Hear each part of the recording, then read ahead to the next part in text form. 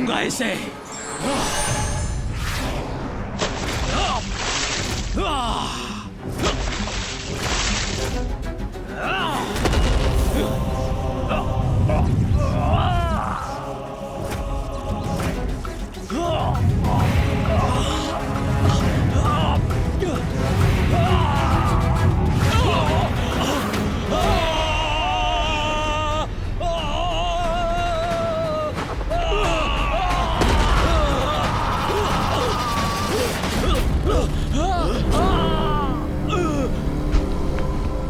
जो उचित था वही हुआ।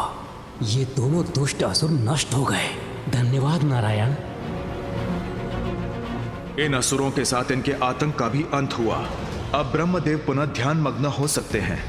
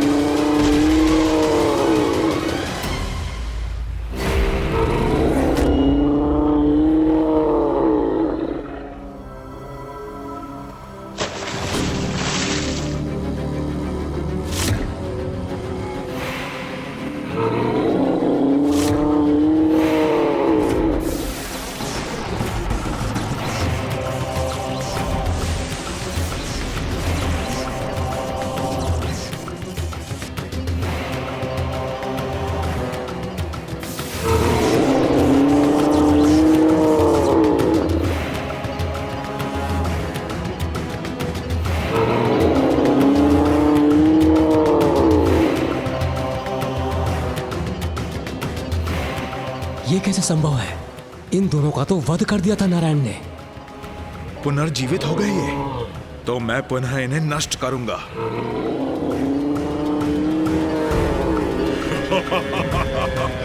क्या हुआ विष्णुदेव? हमें पुनर्जीवित देखकर शक्ति में आ गए। अब हम तुम्हारा अंत करेंगे। किंतु कैसा प्रहार करूं जिससे ये पुनः जीवित न हो सके? करो गुरु, हमारे अंत के उपाय का विचार अवश्य करो।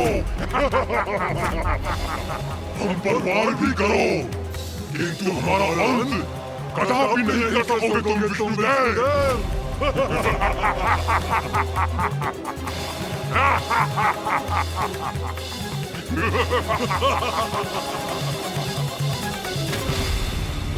ये कैसे हुआ माँ? मामा जी के द्वारा मधु और कैटअप के वध करने पर भी वो पुनर्जीवित कैसे हो गए? गणेश जी ने पुनः मां काली से प्रश्न कर दिया। कहीं वो पुनः गणेश जी से क्रोधित हो गई तो?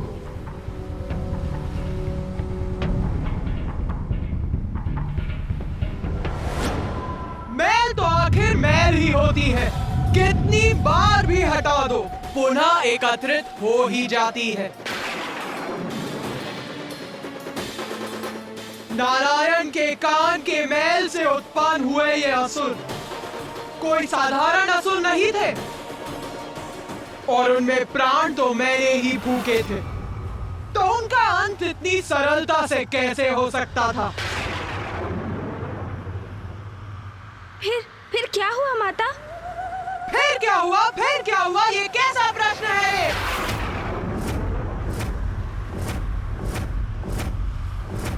फिर वही हुआ जिसके लिए मैंने उन्हें उत्पन्न किया था, जिसके लिए मैंने उन्हें प्राण दिए थे।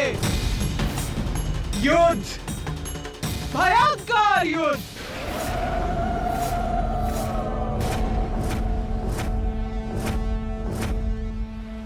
युद्ध हुआ उन दोनों असुरों और मामा श्री हरि नारायण के मध्य।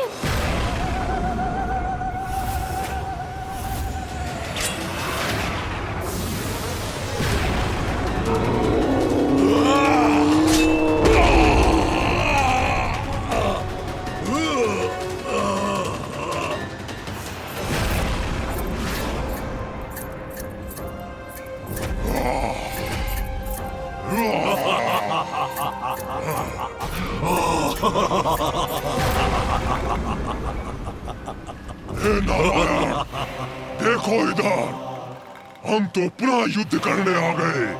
कुछ नहीं, तुम हमारा कुछ नहीं बिगाड़ सकते। अभी तो हम तुम्हारा अंत अवश्य करेंगे।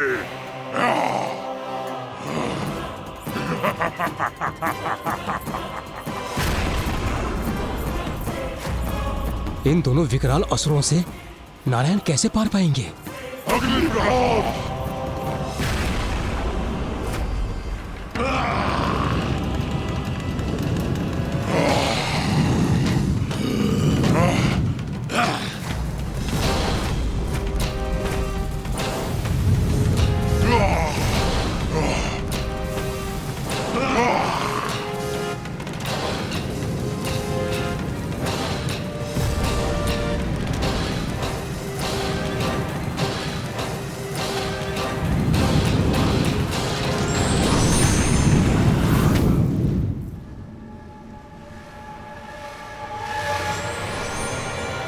कहाँ देख रहे हो तुम दोनों?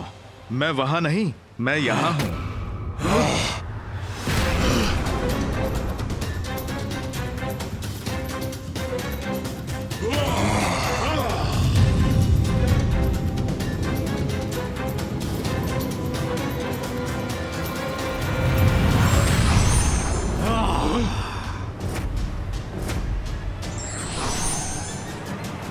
वहां नहीं, यहां।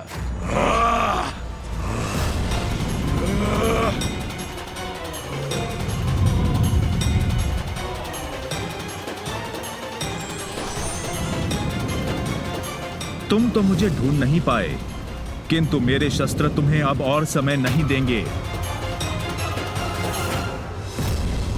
अब मैं अपने पाश से तुम दोनों का अंत करूंगा।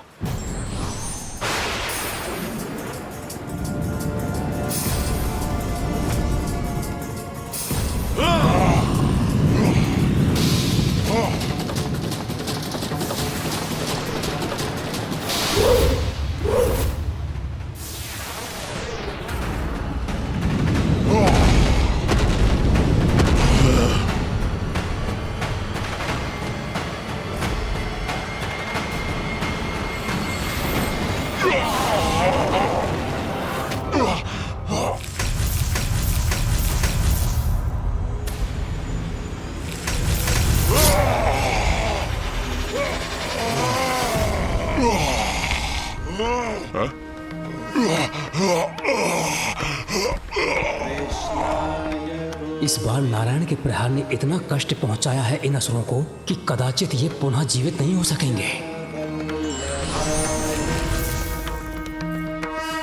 तुम्हारी दुष्टता का ऐसा ही अंत होना था।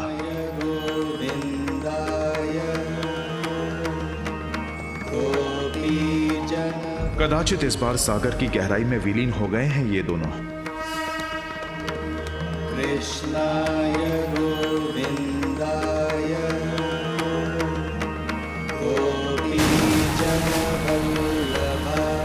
ये कैसी ध्वनि है?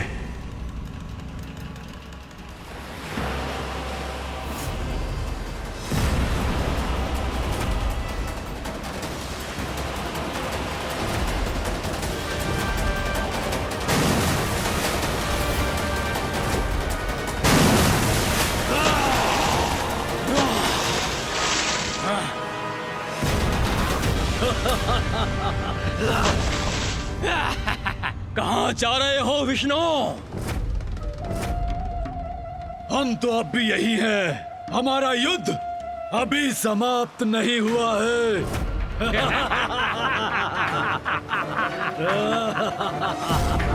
ये दोनों पुनः जीवित कैसे हो रहे हैं? क्या सोचा था तुमने? अंत हो गया हमारा। तुम हमें नष्ट नहीं कर सकोगे। किंतु अब हम करेंगे तुम्हारा अंत।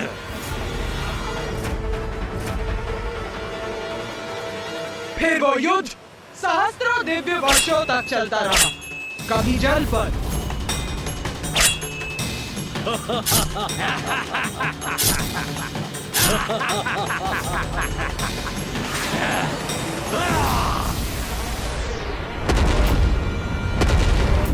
विष्णुदेव, लो अब संभालो हमारा प्रहार।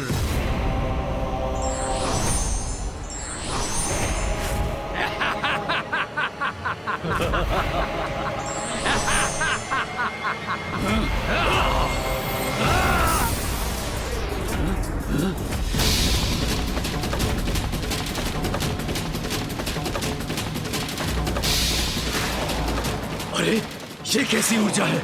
इससे भी अपना बचाव करना होगा हमें।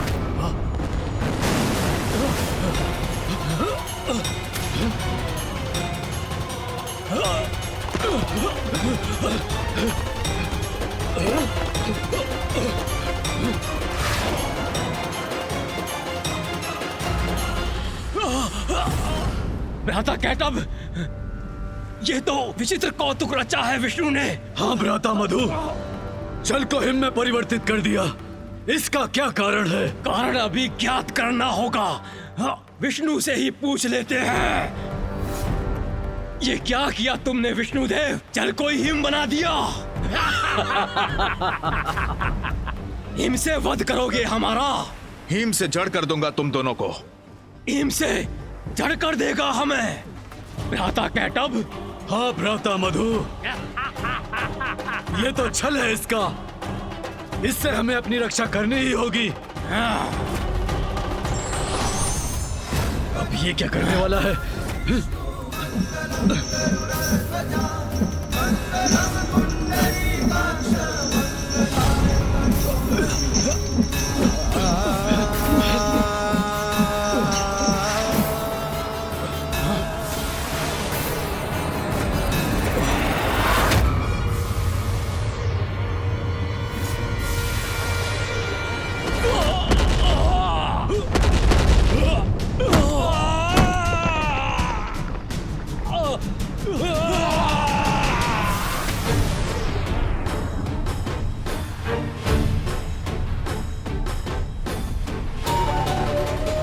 अब कदाचित पुनः गतिशील नहीं हो सकेंगे ये असुर।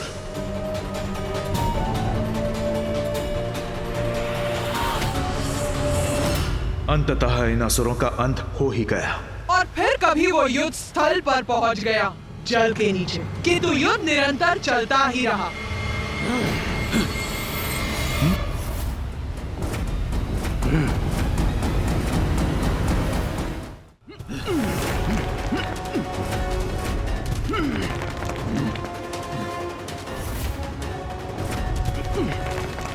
इस हिम से मुक्त होना होगा। हाँ भ्राता मधु, फिर उस विष्णु के प्राण मुक्त करेंगे हम। अभी भी जीवन शेष है इनमें। इन दोनों के अंत का क्या उपाय है?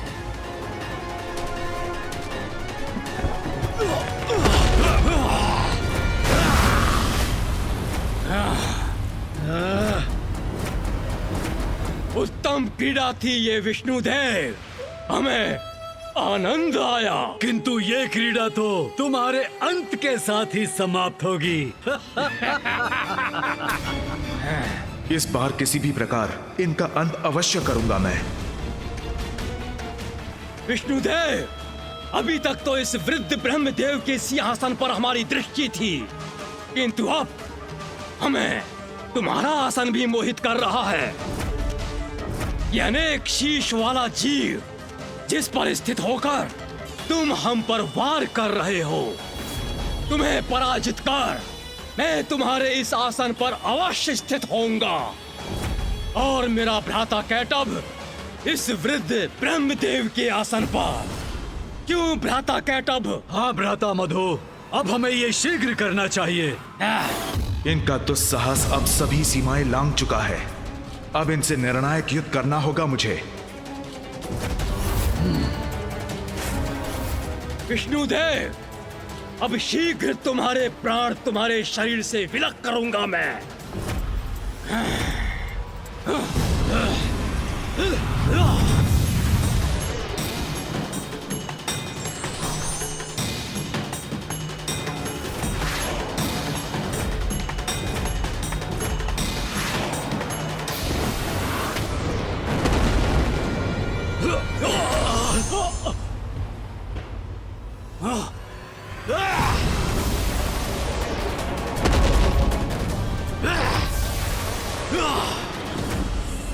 विष्णु के आसन अपने शीश झुकाओ हमारे समक्ष।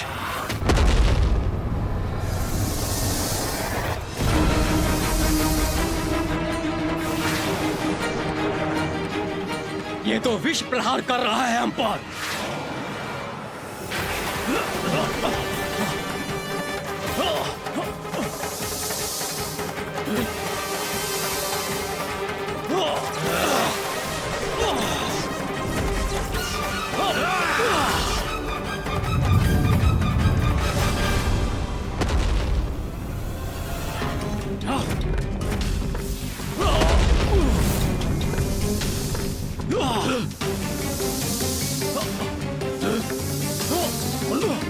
इतने प्रचंड प्रहारों के पश्चात भी ये दोनों जीवित कैसे हैं?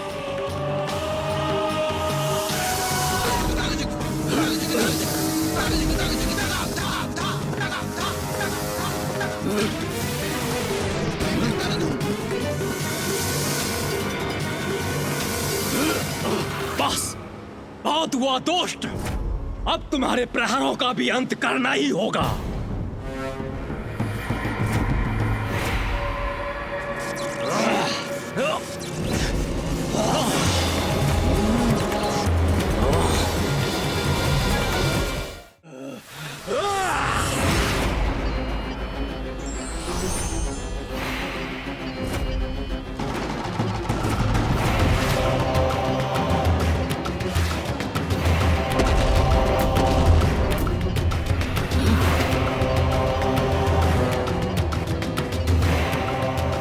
इसी प्रकार नारायण और मधु और कैटअप के मध्य भयंकर युद्ध चलता रहा।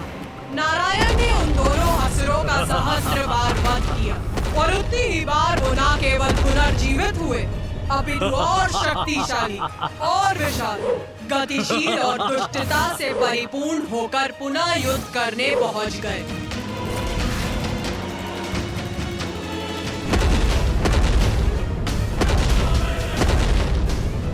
ये कैसे असुर हैं जिनका वध नारायण भी नहीं कर पा रहे हैं?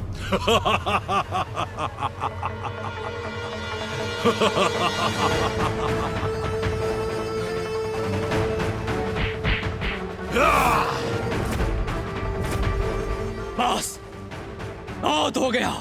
माता का आदेश था कि तुमसे युद्ध करना है। हो गया युद्ध, अब सर्वनाश होगा तुम्हारा। माता का आदेश था, नारायण से युद्ध करना था इन्हें।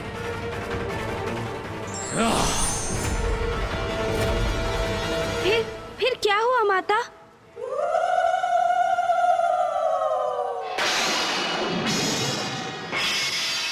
वही हुआ जो श्री महाकाली की इच्छा थी, जो मेरी इच्छा थी। क्या इच्छा थी माँ आपकी? तमसो माँ ज्योतिर्गमय, अंधेरे पर प्रकाश की विजय अवश्य होती है, किंतु प्रयास करते रहने और उचित समय आने पर न पूर्व न उसके पश्चात इसका प्रभाव हमेशा सृष्टि पर पड़ता है, जिसका परिणाम हमेशा सकारात्मक होता है।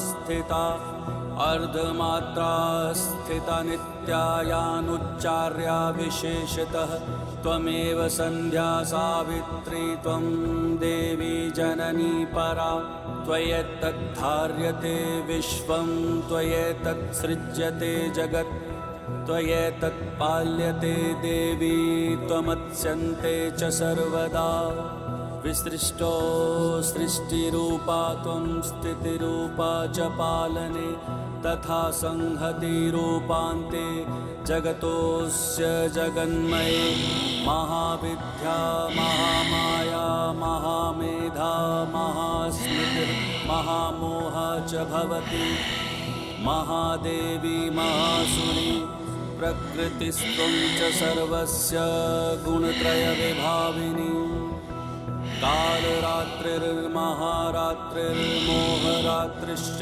दारुणा त्वं श्रीस्त्वमीश्वरी त्वं ह्रीस्त्वं बुद्धिर्बोधलक्षणा लज्जा पुष्टिस्ततुष्टिस्त्वं शान्तिक्षान्तिरेव च खड्गिनी शूलिनी घोरा गदिनी चक्रिणी तथा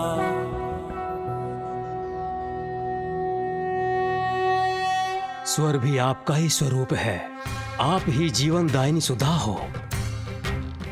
नित्य अक्षर प्रणव में आकार, ऊकार और महकार और इन तीनों मात्राओं के साथ बिंदु रूप में अरेद मात्रा है, वो भी आप ही हैं। आप ही संध्या सावित्री तथा आप ही परम जननी हो। आप ही परम ब्रह्मांड को धारण करने वाली हो।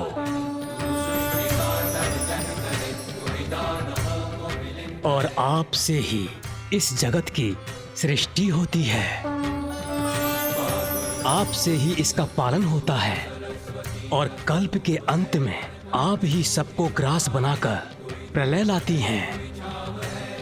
जगत की उत्पत्ति के समय आप सृष्टि रूपा हो, पालन के समय आप स्थिति रूपा हो और प्रलय के समय संहार रूपा भी आप ही हो।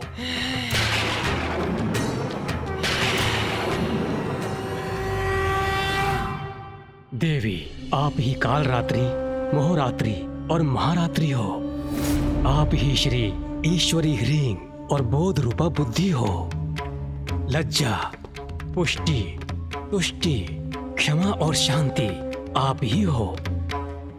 संसार में जो कुछ भी है और उनकी जो भी शक्ति है, सब आप ही हो माता। मैं तुच्छ आपकी क्या स्तुति कर सकता हूँ। आपने ही मुझे और नारायण को हमारा अस्तित्व प्रदान किया। फिर मुझ में इतना सामर्थ्य कहाँ जो मैं आपकी स्तुति कर सकूं। हे देवी, आप तो अपने उदार प्रभावों से ही प्रशंसित हो। रक्षा करो माता, रक्षा करो माता। माता रक्षा करो इन दोनों असुरों मधु और कैटभ, जिनका जन्म आपकी ही शक्ति से हुआ है। इन्हें मोह में डालकर नारायण के द्वारा इनके वध का उपाय करो माता। रक्षा करो माता, रक्षा करो माता। ब्रह्मदेव, मैं तुम्हारी स्तुति से प्रसन्न हुई। चिंता मत करो, माँ सदैव अपनी संतानों की रक्षा के लिए तत्पर रहती। मैं ही महामाया हूँ और अपने महामाया स्वरूप में मैंने जो आरंभ किया था, मैं ही उसे संपन्न करूंगी। तुम हमें नहीं रोक सकते विष्णुदेव। हम विजयी होकर रहेंगे। पुत्र मधु, पुत्र कैटभ। माता,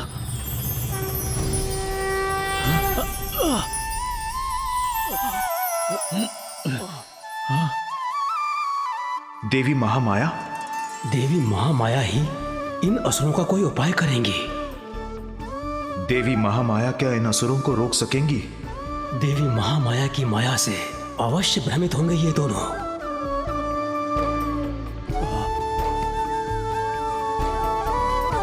प्रणाम माता।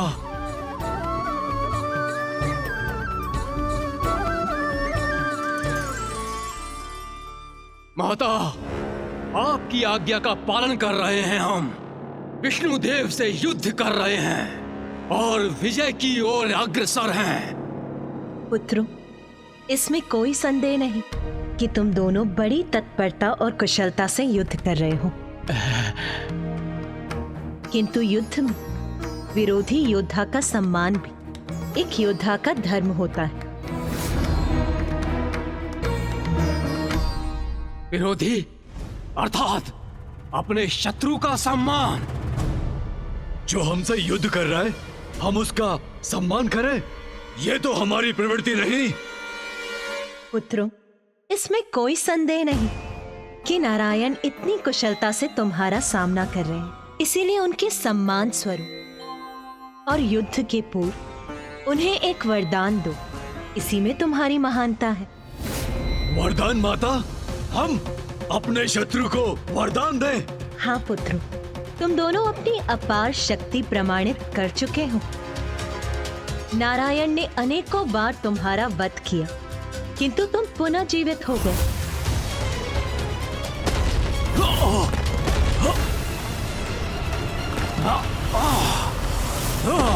इसलिए उन्हें वरदान देने से तुम्हारी शक्ति क्षीण नहीं पड़ेगी, किंतु तुम ये सिद्ध करोगे कि शक्तिशाली होने के साथ साथ तुम कितने उदार भी हो, और उदारता तो महानता का ही लक्षण है। जैसी आपकी आज्ञा माता।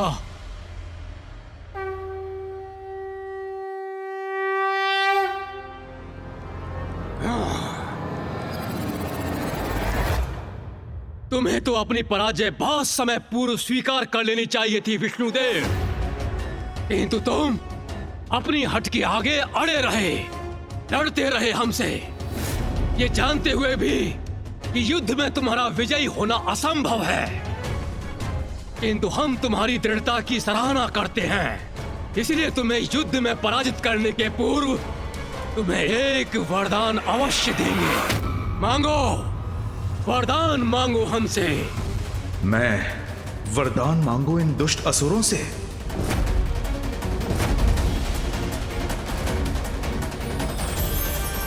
मैं समझ गया, ये आपकी ही लीला है देवी। वही होगा जो आपकी इच्छा है।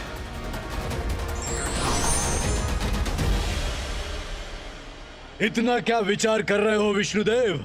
शीघ्रता करो, वरदान मांगो हमसे।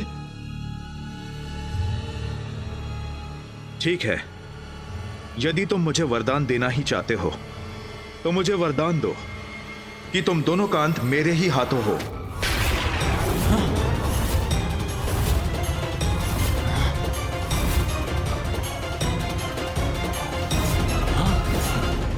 हमारा अंत हो इसके हाथों? हम तो इसका अंत करेंगे, फिर ये हमारा अंत कैसे कर सकता है? भ्राता कैटअप, ये कैसा वरदान मांग लिया विष्णु ने?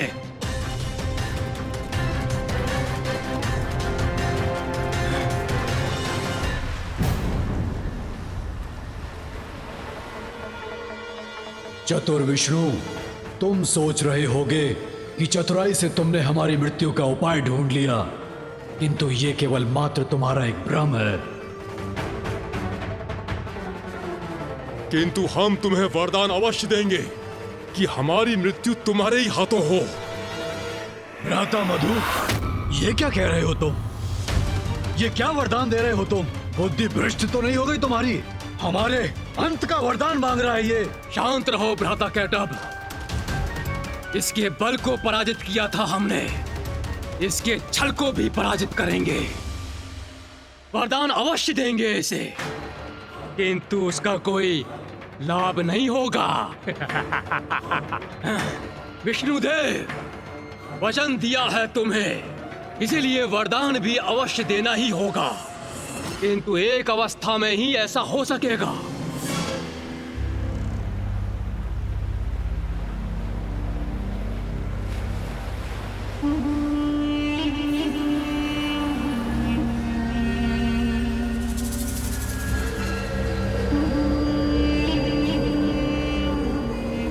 हम तुम्हें वरदान देते हैं कि हमारा वध तुम्हारे हाथों होगा, किंतु तुम जल में हमारा वध नहीं कर सकोगे। जल में हमारा वध नहीं कर सकोगे। जल में हमारा वध नहीं कर सकोगे।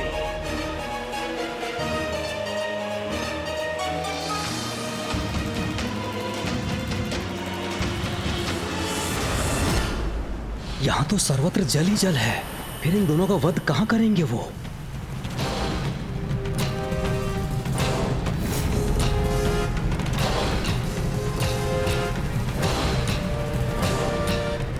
बताओ, स्वीकार है हमारी चुनौती या फिर भयभीत हो गए?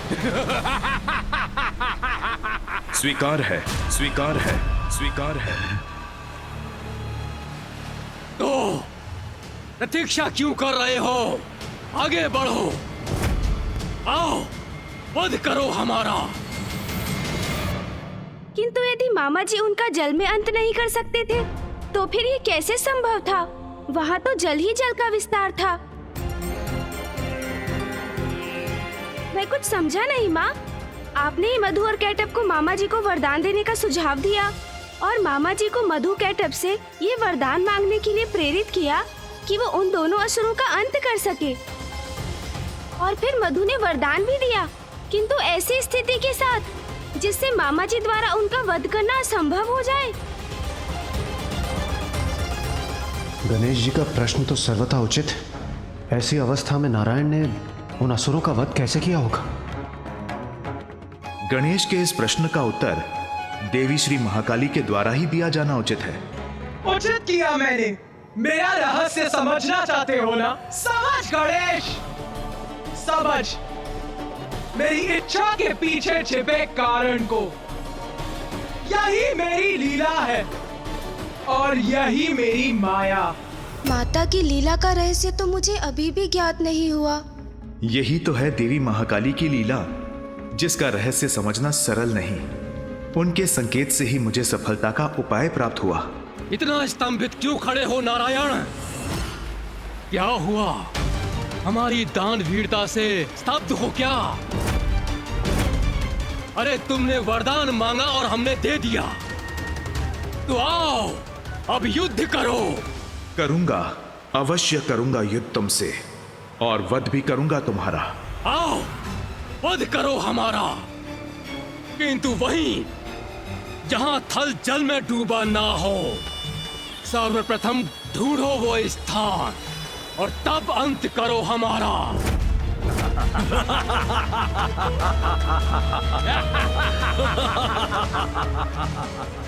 अवश्य अवश्य अवश्य, तुम्हारी ये मनोकामना मैं अवश्य पूर्ण करूंगा।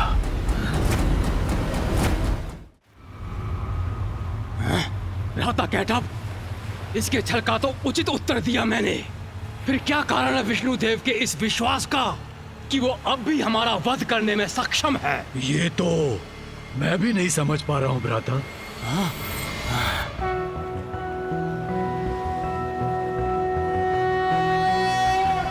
शांताकारं भुजगशयनं पद्मनाभं सुरेशं विश्वाकारं गगनसदृशं मेघवर्णं शुभांगं लक्ष्मीकान्तं कमलनयनं योगिरध्यानगम्यं वन्दे विष्णुं भवभयहरं सर्वलोकैकनाथम्।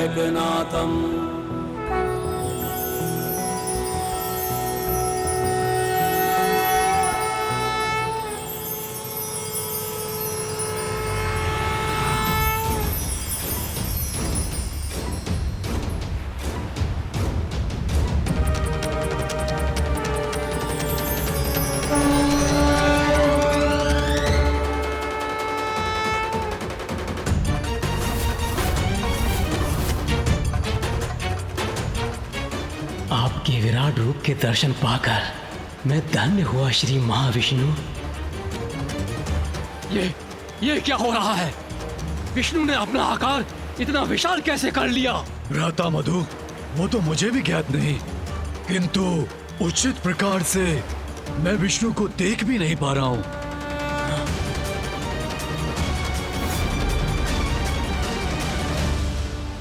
हमारा वध असंभव है, किंतु फिर भी मुझे भय का आभास क्यों हो रहा है? भ्राता मधु, भयभीत तो मैं भी हो रहा हूँ। कदाचित इसका कारण विष्णु का ये विकराल रूप है। अपने भय को मिटाना होगा हमें, तभी विजयी हो सकेंगे हम।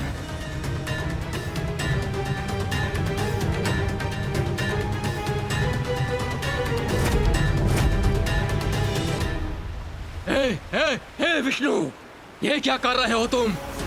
ये मत समझो कि तुम्हारे इस विशाल रूप को देखकर भयभीत हो जाएंगे हम। और तुम हमारा वध कर सकोगे? स्मरण रहे, स्वीकार किया था तुमने, जल में हमारा वध नहीं करोगे तुम, इसलिए तुम हमारा वध नहीं कर सकते। हाँ, क्योंकि यहाँ तो सर्वत्र जल ही जल है, और यदि आप अपने विशाल आकार से हमें भयभीत करना चाहते हो तो मत भूलो, हम भी विशाल आकार ले सकते हैं।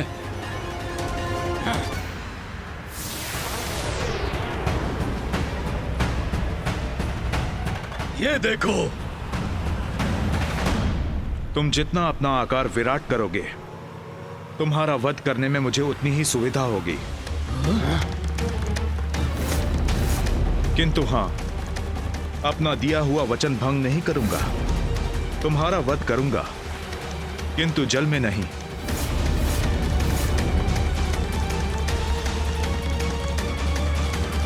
भ्राता कैटअप, हमारे विशाल होने से इसे सुविधा होगी। हाँ भ्राता मधु, हम और विशाल नहीं होंगे। इसकी असुविधा में तो आनंद आएगा ना हमें। और वैसे भी ये अभी भी हमसे विशाल ही है।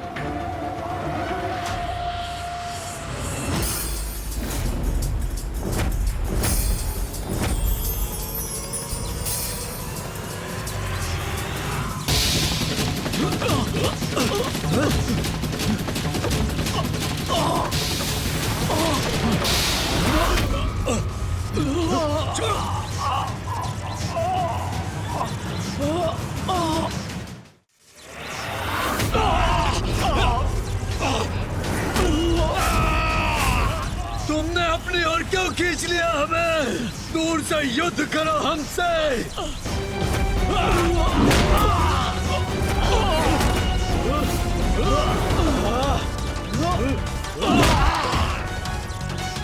तुम दोनों असुर देवी महामाया की आज्ञा का पालन कर रहे थे ना? तो लो, मैं अब देवी महाकाली की आज्ञा का पालन करूंगा। तुम्हारा वध तो करूंगा, किंतु जल में नहीं।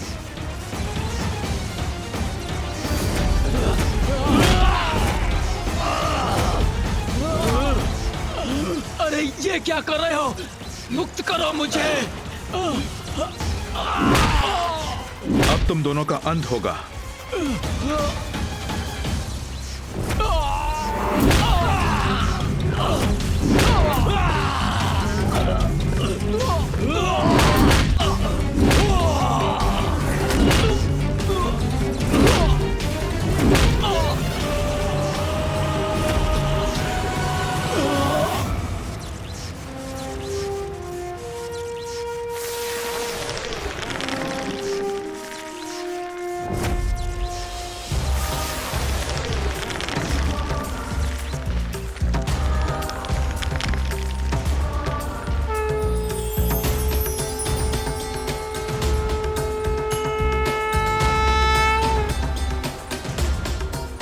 इन असुरों के साथ इनके आतंक का अंत करने के लिए आपको कोटि कोटि धन्यवाद नारायण। माता, आपने ही मधु और कैटअप को उत्पन्न किया। जब उनका अंत ही होना था तो आपने उन्हें जीवन दिया ही क्यों?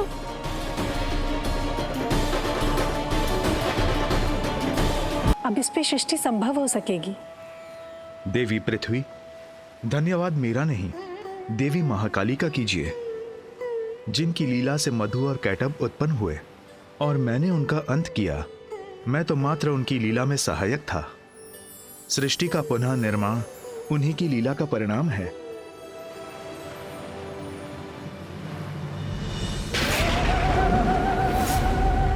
जय श्री महाकाली।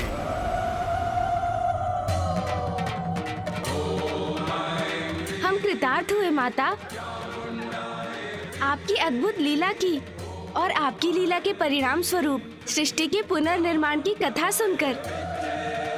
हाँ माँ, हम धन्य हुए। आपकी लीला की कथा सुनने का अवसर जो प्राप्त हुआ हमें, और उससे भी बड़ा सौभाग्य तो ये था कि ये कथा हमें साक्षात आपके श्रीमुख से सुनने का अवसर प्राप्त हुआ। अपनी ही लीला की कथा सुनाकर आपने हमें कृतार्थ कर दिया माता। किंतु हमें यह भी बताइए माता कि आपके देवेश्वरी महाकाली रूप की कृपा से हम भक्तों को कैसा सुफल प्राप्त होता है? मैं जब श्री महाकाली रूप में अवतरित होती हूँ तो उस समय महादेव महाकाल रूप में मेरे साथ होते हैं। मेरे इस रूप की आराधना से मेरे भक्तों को जीवन के सभी सुख और भोग के सभी साधन प्राप्त होते हैं और उनकी समस्त धर्मोचित मनोकामनाएं पूर्ण होती हैं और उनके जीवन के उपरांत उन्हें मोक्ष प्राप्त होता है। माँ प्रणाम। माँ श्री महाकाली।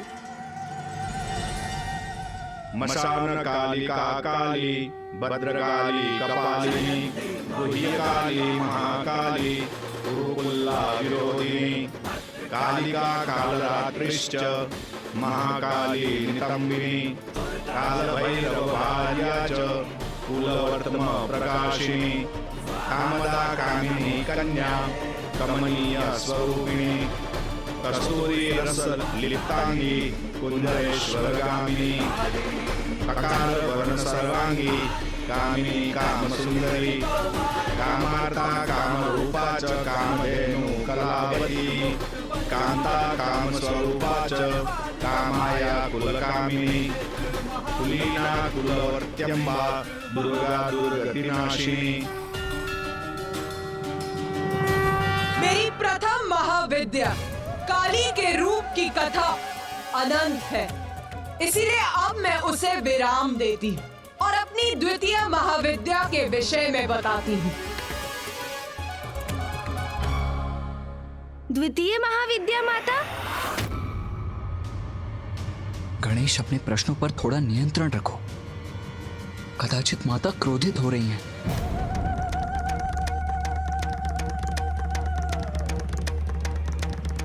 माता श्री महाकाली का प्रचंड क्रोध जागृत हुआ तो कदाचित हम सभी उसमें भस्म हो जाएंगे। एक और प्रश्न पूछना चाहता है रे? तो पूछ, किंतु तुझसे यही अपेक्षा भी है, क्योंकि जब तक तू मेरा रहस्य जान नहीं जाता तेरी जिज्ञासा कहाँ शांत होगी रे? पूछ, तेरे मन में क्या प्रश्न है? माता, आप तो अंतर्यामी हैं, सर्वज्ञाता है, तो मेरा प्रश्न भी आपसे छिपा कहाँ है माता? ज्ञात है मुझे, तेरा प्रश्न मुझे अवश्य ज्ञात है, किंतु यहाँ उपस्थित और किसी को नहीं, इसीलिए पूछ ले, पूछ। जो आज्ञा माता। माता, मैं ये समझने में असमर्थ हूँ कि जब संसार में श्री महाकाली का आविर्भाव हो चुका था और उनकी कृपा से पृथ्वी का निर्माण भी आरंभ हो चुका था, तो आपकी द्वितीय महाविद्या रूप की आवश्यकता क्यों हुई?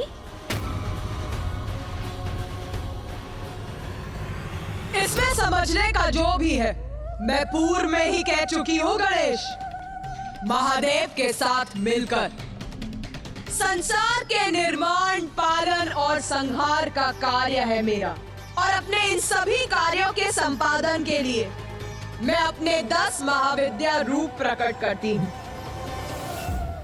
मैंने अपने महाकाली रूप में मधु और केटप के शरीर से पृथ्वी के कठोर धरातल का निर्माण करवाया, किंतु उससे सृष्टि का सृजन पूर्ण नहीं हुआ था, क्योंकि जल और थल तो अब थे, किंतु और कुछ नहीं था, इसीलिए सृष्टि अभी भी अपूर्ण थी।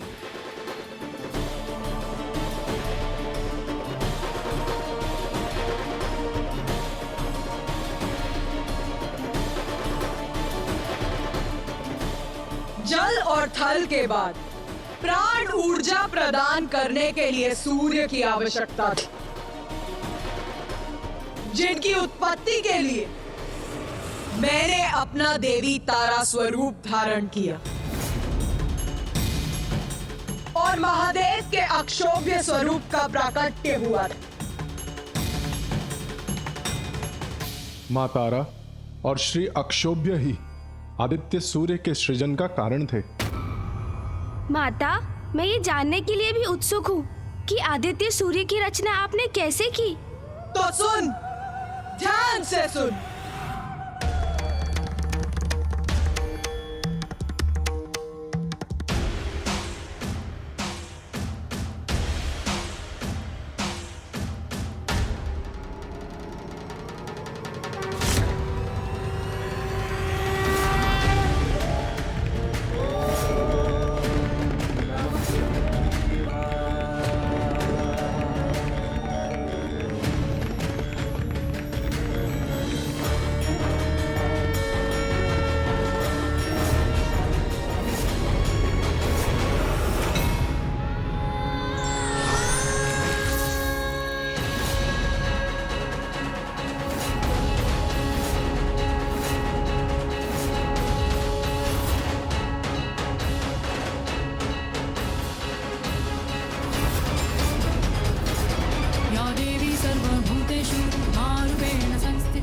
आदित्य सूर्य के बिना पृथ्वी हिमाच्छादित थल पिंड मात्र थी, जिस पर जीवन संभव नहीं था। इसीलिए देवी तारा का उद्भव हुआ, जिनसे आदित्य सूर्य को उत्पन्न होकर पृथ्वी पर ऊष्मता और प्रकाश का संचार करना था। वो देवी तारा मेरी द्वितीय महाविद्या, सर्वथा असाधारण स्वरूप है मेरा।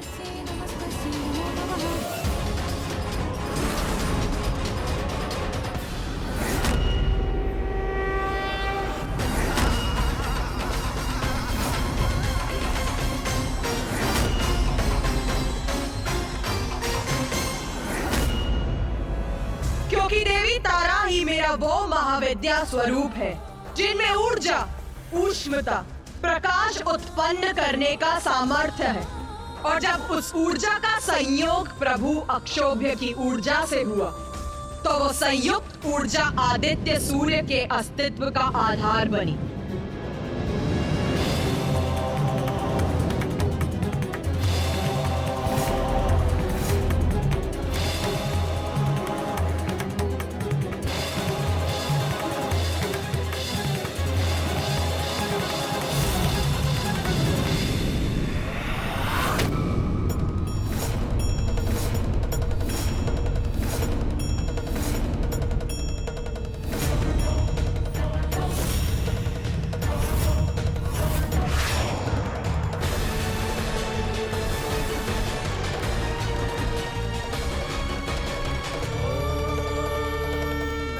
जब देवी तारा और प्रभु अक्षोभ्य की संयुक्त ऊर्जा सागर के जल में समाहित हुई, तो वहां अनेकों प्रज्वलित ऊर्जा पिंड उत्पन्न हुए, जिनसे ऊर्जा का अद्भुत विस्तार हुआ।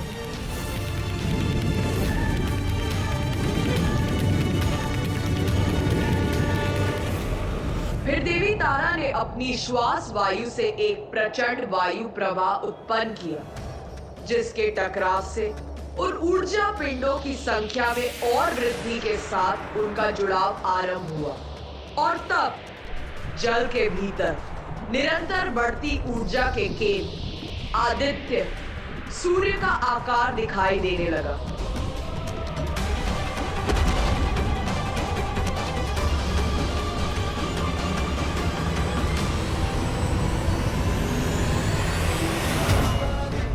और फिर प्रभु अक्षोभ्य और देवी तारा की ऊर्जा से आदित्य सूर्य प्रस्तुत हुए।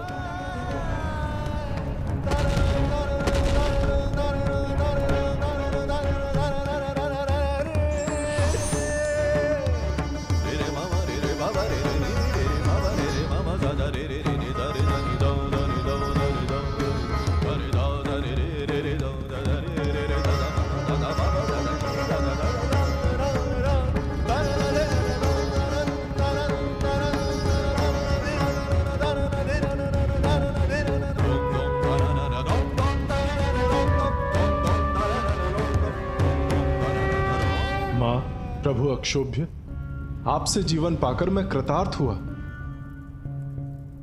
मुझे उत्पन्न करने के लिए आपका कोटि कोटि धन्यवाद। मैंने पृथ्वी पर जीवन का संचार करने के लिए आपको जन्म दिया है।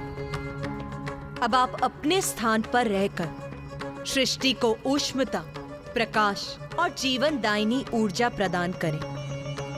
दिवस और रात्रि उत्पन्न करेंगे, पृथ्वी पर ऋतुओं का चक्र स्थापित करेंगे। अब आप प्रस्थान कीजिए और सभी को जीवन देने का अपना दायित्व संभालिए। उचित है मां।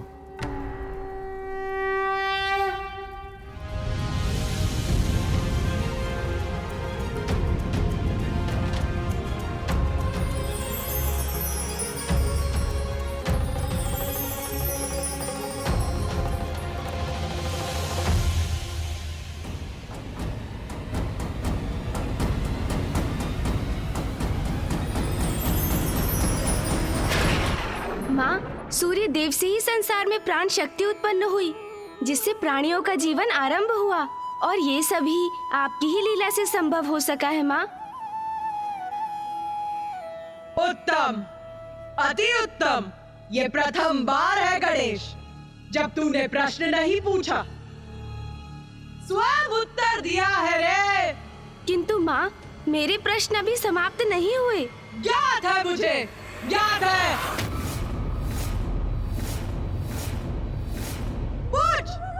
पूछ रहे?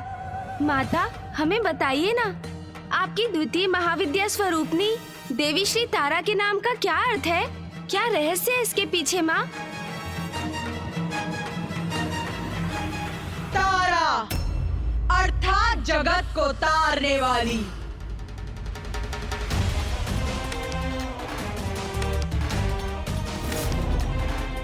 मुझे अपने उस रूप में तारा इसीलिए कहा जाता है क्योंकि मैंने अपने उसी रूप में सूर्य को उत्पन्न कर जगत को तारने का कार्य किया था। और आज भी मैं देवी कुष्मांडा के रूप में सूर्य के केंद्र में रहती हूँ, उनकी अधिष्ठात्री हूँ। ऐसा क्यों माता? आदित्य सूर्य को उत्पन्न करने और उन्हें उनका दायित्व समझाने के बाद आपको उनके केंद्र में स्थित रहने की क्या आवश्यकता है? आदित्य सूर्य को उत्पन्न करने और उन्हें उनका दायित्व समझाने के बाद आपको उनके केंद्र में स्थित रहने की क्या आवश्यकता है? क्योंकि सूर्य की शक्ति का स्रोत मैं ही हूँ रे। मेरे बिना उनकी ऊर्जा, उनका प्रकाश मंद पड़, शांत पड़ जाता है। सूर्य सृष्टि को जीवन प्रदान करते हैं किंतु उसका कारण भी मैं ही हूँ रे।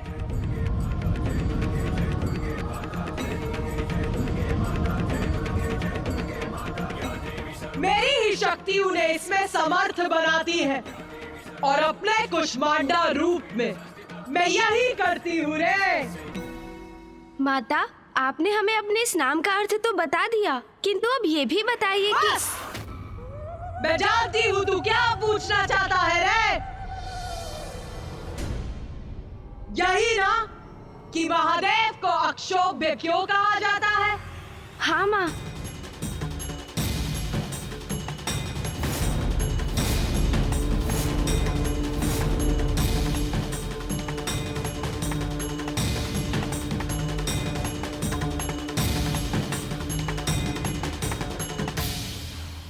अक्षोभ्य अर्थात जो प्रत्येक अवस्था में शोभ्य रहित रहे, और महादेव तो सदा अक्षोभ्य ही रहते हैं। हलाहल विष का पान करने के बाद भी व्यथित नहीं हुए वो, सदा शांत रहते हैं वो। और ऐसा इसीलिए संभव हुआ क्योंकि कष्टों को तारने वाली देवी तारा के रूप में मैं उनके साथ रहती हूँ। मैं समझ गया माँ, आप जिनके निकट रहती हैं, उनको कोई क्षोभ नहीं होता, वो सदा अक्षोभ्य रहते हैं। तो माँ, क्या इसी कारण सूर्यदेव भी प्रशांत बने रहते हैं? तब स्वयं समझ गया तू। वास्तव में तू बुद्धि का देवता है रे। उचित कहा तूने। सूर्य सबको जीवन प्रदान करने के लिए सदा तपते रहते हैं और स्थिर भी रहते हैं, और अपनी स्थिरता से सबको प्राण शक्ति भी प्रदान करते हैं। माता, मेरी भी एक जिज्ञासा शांत करने की कृपा कीजिए। यदि सभी माता से इसी प्रकार प्रश्न पूछते रहे तो अवश्य ही माता कुपित होकर हम सभी को एक साथ दंडित करेंगे।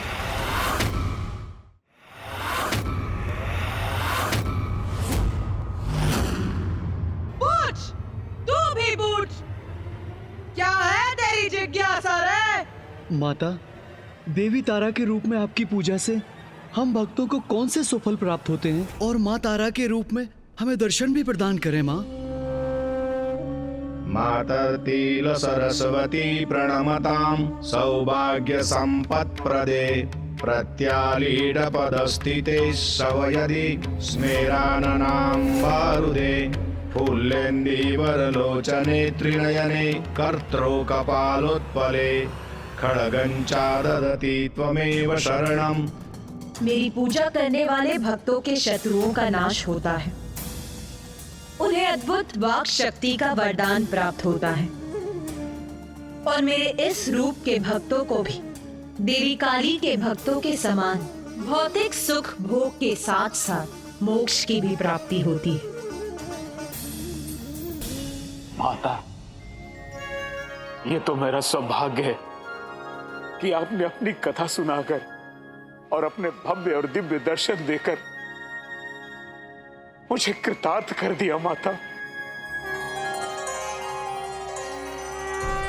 मातर्तिल सरस्वती प्रणमताम सौभाग्य संपत्प्रदे प्रत्यालीडपदस्थिते सवयदि स्मेराननाम्बादुदे फुल्लेन्दीवरलोचने त्रिनयने कर्त्रोकपालोत्पले खड्गञ्चाददति त्वमेव शरणं त्वामीश्वरीमाश्रये। तारा च तारिणी देवी नागमुंड विभूषिता ललजिह्वा नीलवर्गा ब्रह्मरूपधरा तथा नागांचितकटी देवी नीलांबरधराधरा नामनामाष्टकमिदं स्तोत्रं यः पठति शृणुयादपि तस्य सर्वार्थ सिद्धि स्यात्। सत्यं सत्यं महेश्वरी।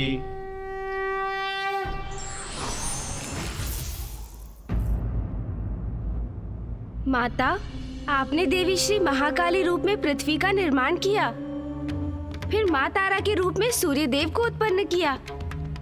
जब पृथ्वी और जीवन के स्रोत सूर्य दोनों की रचना हो चुकी थी, तो आपकी तृतीय महाविद्या की क्या आवश्यकता थी? पृथ्वी, सूर्य, ये पर्याप्त है क्या? मैं कुछ समझा नहीं माता। तृतीय महाविद्या इसीलिए आवश्यक थी क्योंकि सृष्टि अभी भी अपूर्ण थी।